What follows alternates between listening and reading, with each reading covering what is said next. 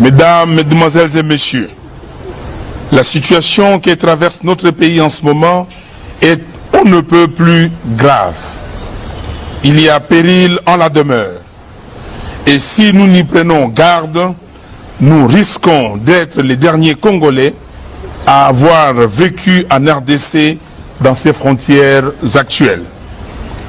Aujourd'hui, comme hier, les éléments des armées rwandaises et ougandaises, regroupés au sein d'une unité appelée M23, sèment la mort et la désolation dans les Nord Kivu, notamment à Bunagana, Kiwanja, Rutshuru, Rubare, Rumangabo, Rugari. Maintenant, ils avancent vers Goma. Cette situation a entraîné un exode massif des populations qui viennent s'ajouter à plus de 6 millions de déplacés internes déjà enregistrés dans l'est du pays, abandonnés et sans assistance, victimes de violations massives des droits humains. Il va sans dire que la RDC souffre de cette situation à partir de la première agression du Rwanda et de l'Ouganda sous les labels de l'AFDEL en octobre 1996. Depuis, le président du Rwanda, M. Paul Kagame, s'est érigé en faiseur de différents présidents qui se sont succédés à la tête de la RDC. C'est inacceptable. Les conséquences de la crise de légitimité et des dénis de souveraineté qui en découlent se font sentir aujourd'hui. Le Rwanda et l'Ouganda se donnent à cœur joie dans la déstabilisation de la partie est de notre pays, qui s'étend dans d'autres parties du territoire national, notamment dans les Maïndombe et le Kwilu. Cette déstabilisation est rendue possible notamment par l'infiltration de toutes les institutions de la République.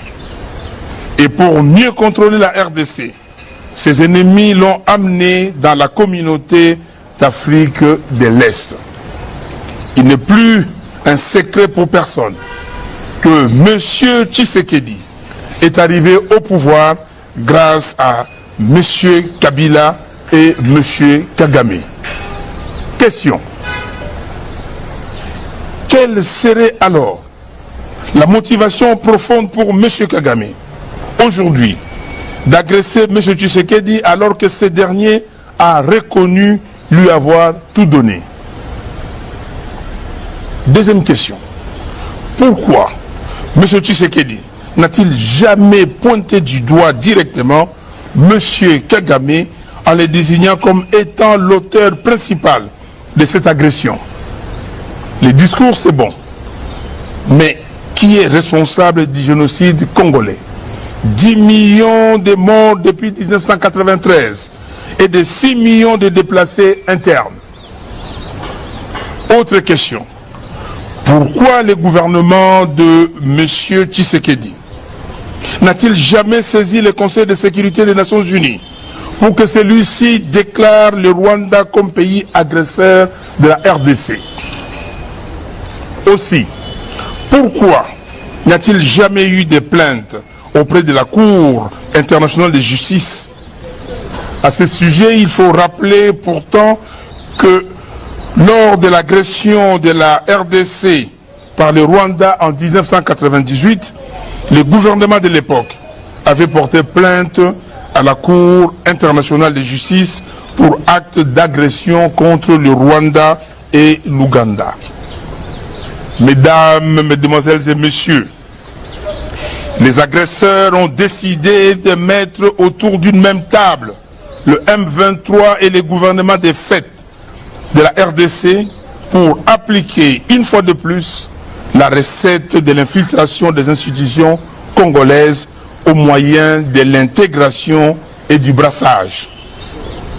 En réalité, le processus de Nairobi est un processus de validation des nouvelles frontières des territoires conquis en RDC par le Rwanda. Dans cette combine de Nairobi, il est prévu que M. Tshisekedi ramène un accord de cessez-le-feu qui, malheureusement, aura consacré l'occupation. C'est ce que j'appelle les faits accomplis d'occupation. Et c'est cela le vrai but de cette guerre. En effet, M. Tshisekedi a signé de nombreux accords avec les pays qui nous agressent et aucun de ces accords n'a été révoqué. De ce qui précède, j'accuse M. Félix Antoine Tshisekedi Tshilombo de haute trahison. M. Félix Tshisekedi et ses mentors sont cyniquement et désespérément à la recherche d'un argument électoral et de conservation de pouvoir. Ayant en effet constaté que M. Félix Tshisekedi ne pourra pas gagner les élections de 2023, ses parrains sont venus à sa rescousse en imposant à la RDC une guerre qu'il devrait gagner à temps voulu afin de lui donner l'occasion de se présenter en sauveur de la population congolaise qui ne jure que par la paix. Il aura ainsi gagné la guerre, mais les territoires conquis par le M23 resteront rwandais et le Rwanda aura allongé ses frontières. Le peuple congolais, debout, s'y opposera avec la dernière énergie. Nous disons que la paix se gagne par les combats, non pas une trêve.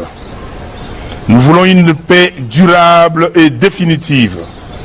Toute paix qui viendrait en dehors de l'implication de notre peuple et de nos forces armées ne pourra être qu'une paix de façade, comme ce fut le cas avec le CNDP et le M23-1.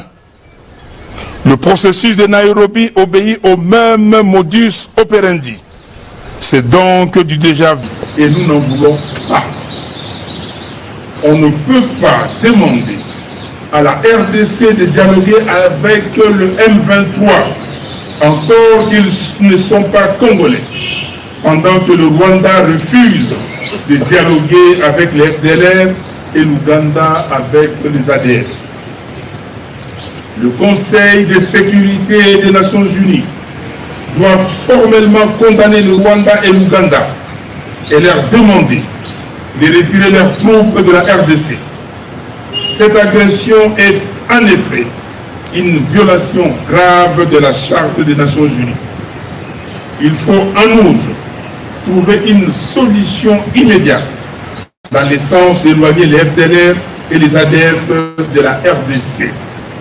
Il faut enfin mettre un terme au mandat actuel de la MONUSCO et la remplacer par une nouvelle mission qu'on appellerait ONU RDC, Opération des Nations Unies en RDC, avec un mandat offensif de rétablissement de la paix et de maintien de l'intégrité territoriale de la RDC. Peuple congolais, cette guerre doit cesser d'être une combine privée entre les sieurs Tshisekedi et Kagame. Elle doit devenir l'affaire de tout un chacun. Tout Congolais doit être au combat, conformément à l'article 63 de notre Constitution, qui dispose que, je cite, tout Congolais a les droits et les devoirs sacrés de défendre le pays et son intégrité territoriale face à une menace ou une agression extérieure. Que vous soyez au sud, au nord, à l'ouest et à l'est, ou dans la diaspora, mobilisons-nous tous pour soutenir nos vaillants militaires qui se battent pour l'intégrité de notre territoire et prouvons au monde entier que le Congo est un, indivisible et il ne restera.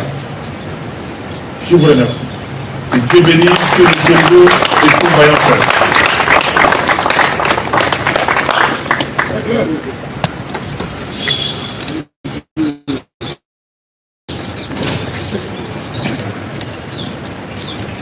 Merci, Monsieur le Président. Mesdames et Messieurs, nous allons suivre l'adresse du président élu Martin Fayulu-Madibi. Comme nous avions dit au début que c'était un point de presse, et maintenant, avec votre permission, Monsieur le Président, nous pouvons clôturer. Merci. Ok, nous sommes à la fin de notre point de presse.